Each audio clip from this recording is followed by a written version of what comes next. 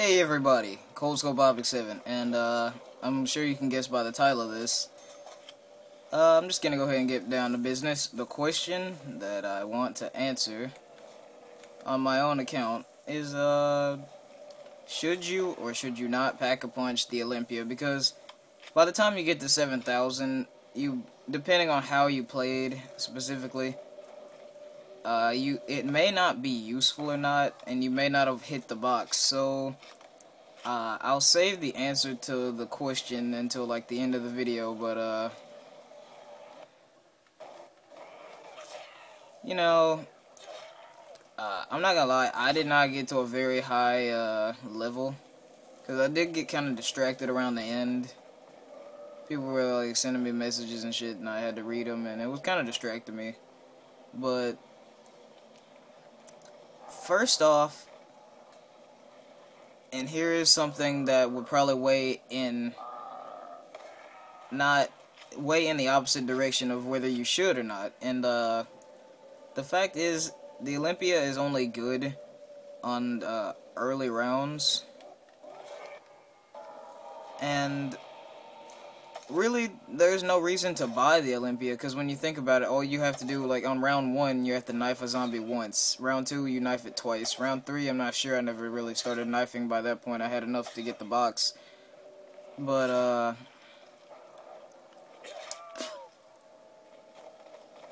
the Olympia, when it gets to I think it's about round 7, and that's when most weapons that you can get off the wall start to not be very good. Unless it's like the M14 and you're like a headshot master, but that's something else that weighs against the Olympia.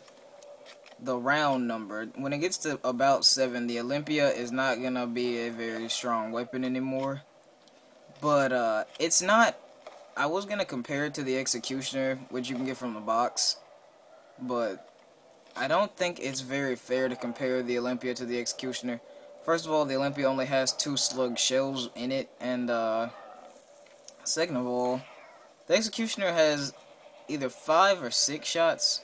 Pretty sure it's 5. I might be thinking of the Python, but it's either 5 or 6. And when you don't really even need to pack-a-punch the Executioner, like it's pretty strong up to a high round anyway. But one time I pack-a-punched the Executioner and it was great.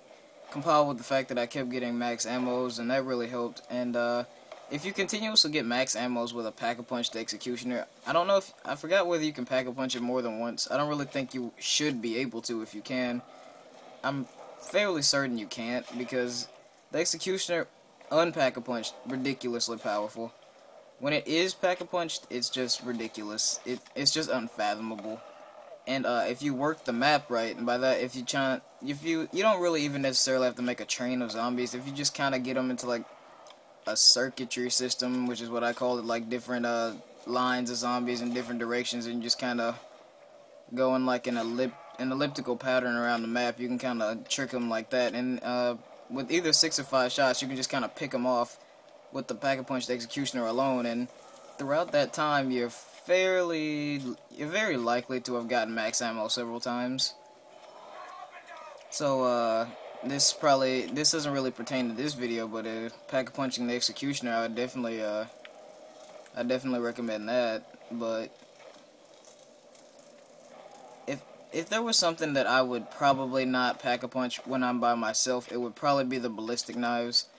Honestly, if I was by myself, like, if I had, like, a teammate, then, if I had the ballistic knives, I might, pack-a-punch it, because sometimes it's good to be a team player, and other times, like, right now, I'm playing by myself, I wouldn't really, if I even got the ballistic knives from the box while I was by myself, I probably would trade it immediately for an M14. Like, for example, if I had the Olympia and, like,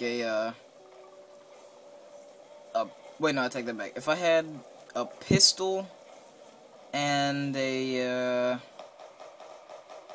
MP5, let's just say stuff you start off with and get off the wall. If I had a pistol and MP5 and I got a ballistic knife, that's a pretty good example. I'd probably just keep the MP5. Well, not the, I'd keep the MP5 and trade the pistol, because by the time that you would even need to go into the room where the MP5 is, the pistol would not be doing you too much good in its unpack-a-punched form. And I mention that because the pack-a-punch version of the M1911 pistol is a very, very strong dual-wielded pair of explosive pistols. And those are called the, well, they are called the Mustang and Sally, and they do very high damage.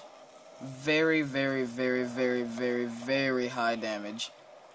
And, I think the last time I had the pack-a-punch M1911s, like, I sometimes try to get the pack-a-punch version of them, but, sometimes I don't really have the patience to just, you know, hang out with the pistols of that old time, but I did just kind of bullshit around with the zombie. I'm sorry about this. Let's just skip ahead to where I killed him. I think I killed him, like, somewhere around here, but, yeah, I just waited on him like a boss, and bam. What was I saying? I'm not really talking too much about the Olympia, am I? I think I pretty much covered everything that you need to cover with the Olympia, and that's basically it. Like, in Zombies, the Olympia is pretty much the worst shotgun you can get, and that includes the Executioner, which some people consider to be a pistol, but it fires 28 gauge shells, and a gauge, I'm pretty sure you can only measure a shotgun's bore barrel size with that, so it fires 28 gauge shells, which would technically make it a shotgun, but some people call it a pistol. I call it the Executioner shotgun, because I think Executioner is just too cool a name for a pistol. It just has to be a shotgun. But the Remington, which you can get in Bus Depot, and I'm pretty sure you can get it on Die Rise too. I don't think you can get out of the box on this, but the Executioner, the Remington, the M1216, the burst fire shotgun, they're all very much better than the Olympia, and I'm guessing, like, I don't know how I got out of that, but that's probably just due to the fact that I'm gonna skip ahead to where I actually pack-a-punch the Olympia after a while, because I'm pretty sure I can't make this video too long, but they're all better than the Olympia, and if I had to pick the best shotgun, I'd probably go with the Executioner. Actually, I'm a bit indecisive about that. It's fairly close between the M1216 and the Executioner. The Remington is not... It's more like the Olympia in the sense that it's pretty good on low rounds, and I never kept the Remington long enough to test it out, like, extensionally, but I was about to say pack-a-punch for some reason. When you first get it, even if you get, like, upgraded ammo on a later round, I'm pretty sure it doesn't really make that much difference. Upgraded ammo is, like, I'm gonna go ahead and call it maybe, like, a fifth of the strength of if you just pack-a-punched it. But say if I got the MP5 off the wall, got upgraded ammo for it, and then I pack-a-punched it, it would probably be like the pack-a-punched version of it times maybe like 0.8. Actually, no, I take that back. Yeah, that wouldn't really make any sense.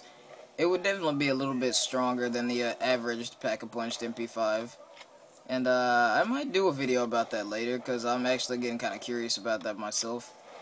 I've never really pack-a-punched a weapon with the, that you can get off the wall, except for the Olympia every once in a while. I actually think this is like the third time I've had a pack-a-punched Olympia, because I don't really see much of a point half the time, if I'm just playing seriously, to pack-a-punch the Olympia, because, like I said, it's not very good once you get on up to rounds, and I play zombies to get to high rounds.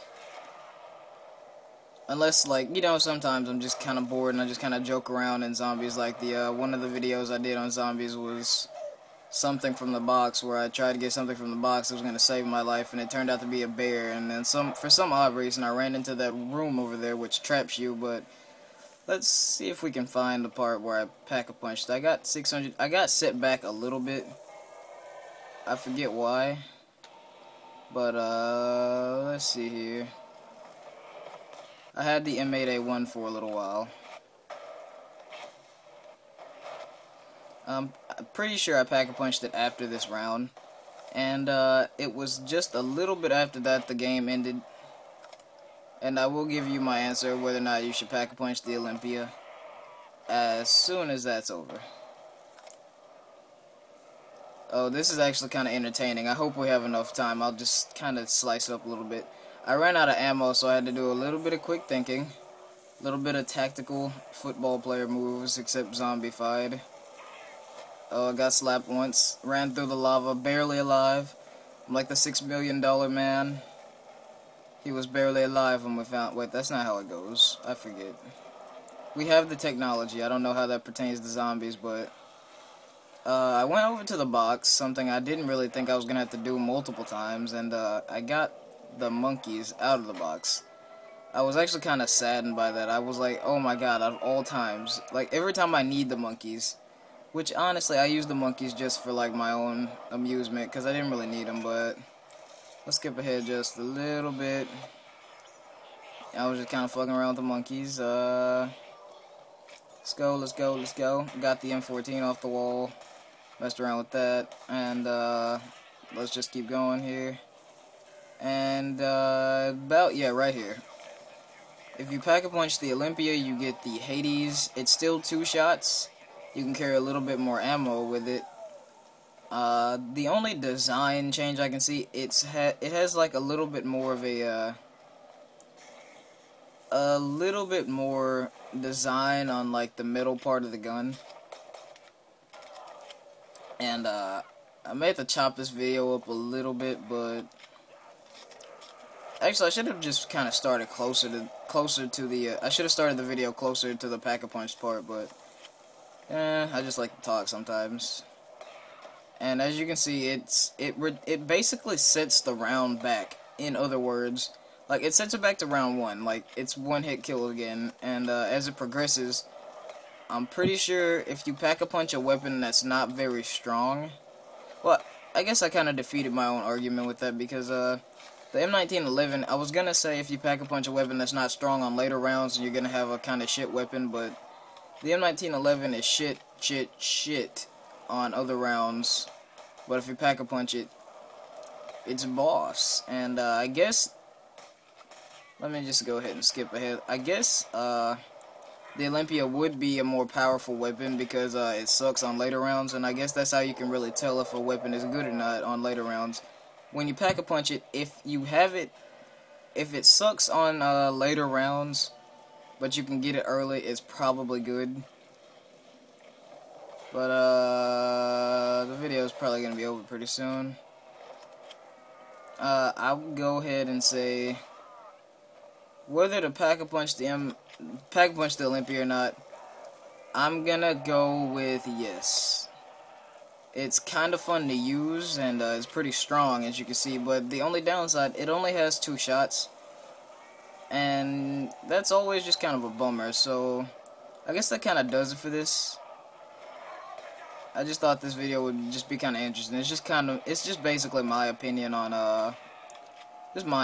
weapons, but I'm just gonna go ahead and cut the video off now, but I'll see you guys later, and I hope you enjoyed it.